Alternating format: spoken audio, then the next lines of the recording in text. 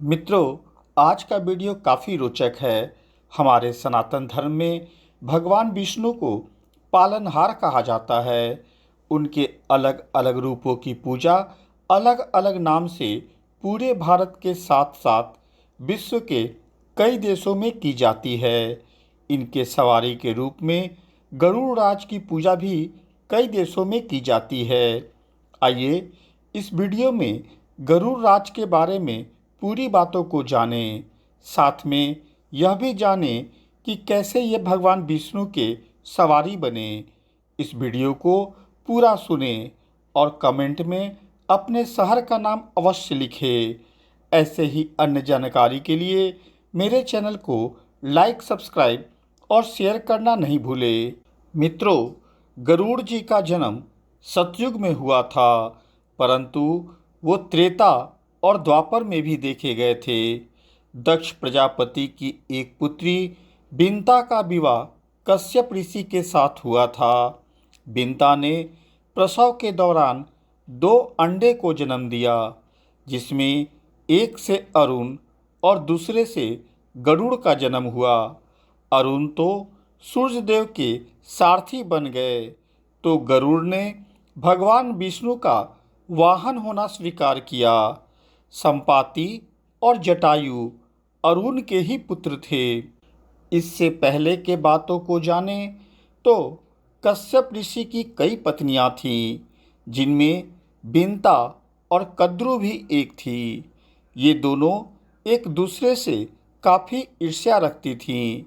इन दोनों को संतान नहीं हो रहा था, तो इनके पति कश्यप ने दोनों को पुत्र के लिए वरदान दिया। बिंता ने 2 बलशाली पुत्र मांगे, जबकि कद्रु ने 1000 सर्पपुत्र के रूप में मांगे थे, जो अंडे के रूप में जन्म लेने वाले थे। सर्प होने के कारण कद्रु के 1000 बेटे अंडे से उत्पन्न हुए और अपनी माँ के कहे अनुसार काम करने लगे। दोनों बहनों में शर्त लग गई कि जिसके पुत्र बलशाली होंगे, हारने वाले को उसकी दासता स्वीकार करनी होगी।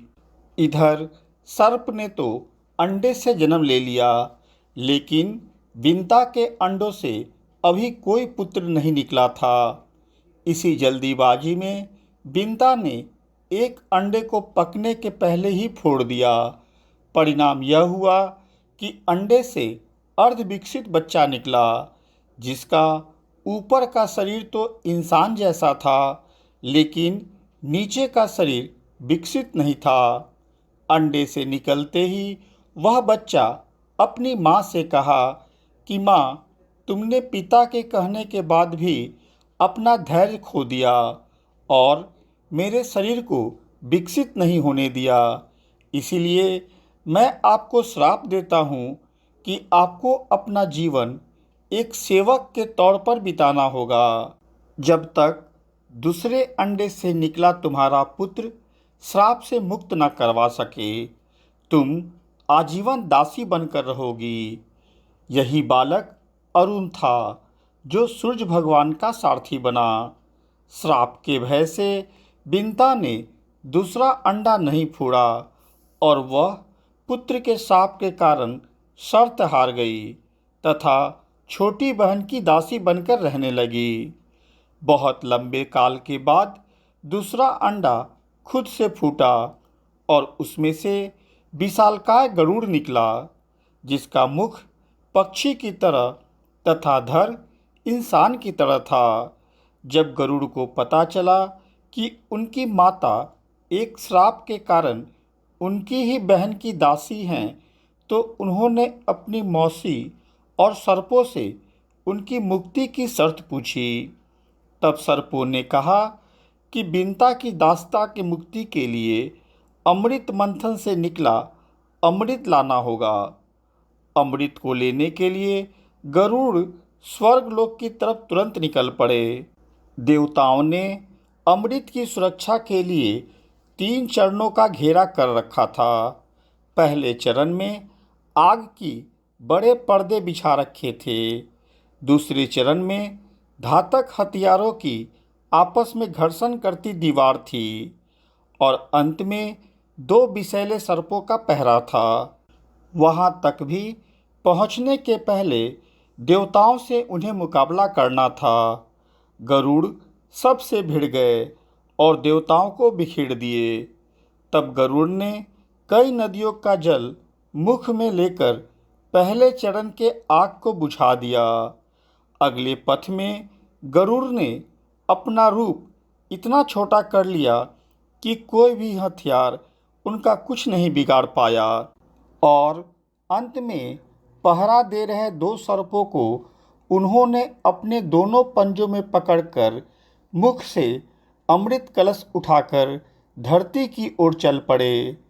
लेकिन रास्ते में भगवान विष्णु प्रकट हुए और गरुड़ के मुख में अमृत कलश होने के बाद भी उसके प्रति मन में लालच न होने से खुश होकर गरुड़ को वरदान दिया कि वो आजीवन अमर हो जाएंगे।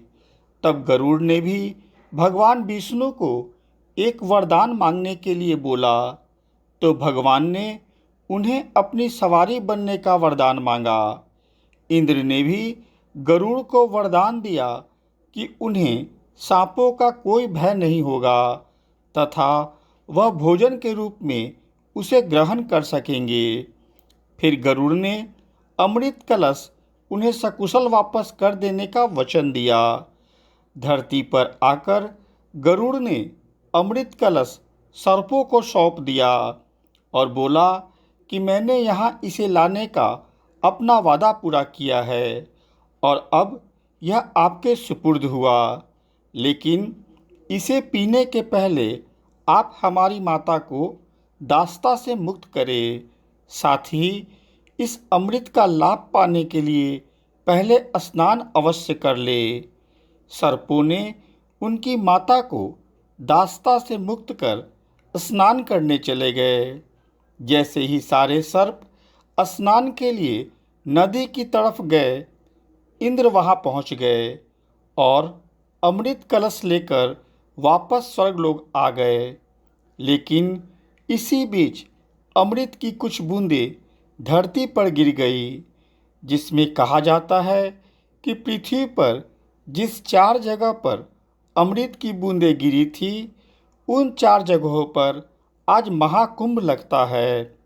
अंततः गरुड़ ने अपना वचन पूरा कर अपनी माता को श्राप से मुक्त करवाया और मातृ सेवा और लालच से दूर रहने के परिणाम में उन्हें भगवान विष्णु की सवारी बनकर सेवा का अवसर मिला तथा संपूर्ण विश्व में पूजे जाने का वरदान भी मिला। मित्रों, यह थी गरुड़ राज के जन्म और उनका भगवान विष्णु की सवारी बनने की पूरी कहानी। आशा है यह आपको अवश्य पसंद आई होगी। ऐसे ही सनातन धर्म से जुड़ी बातों को जानने के लिए मेरे चैनल को लाइक, सब्सक्राइब और शेयर करना नहीं भूलें। साथ में बेल बटन भी दबा दें ताकि आने वाली वीडियो की सूचना आपको मिल जाए। धन्यवाद।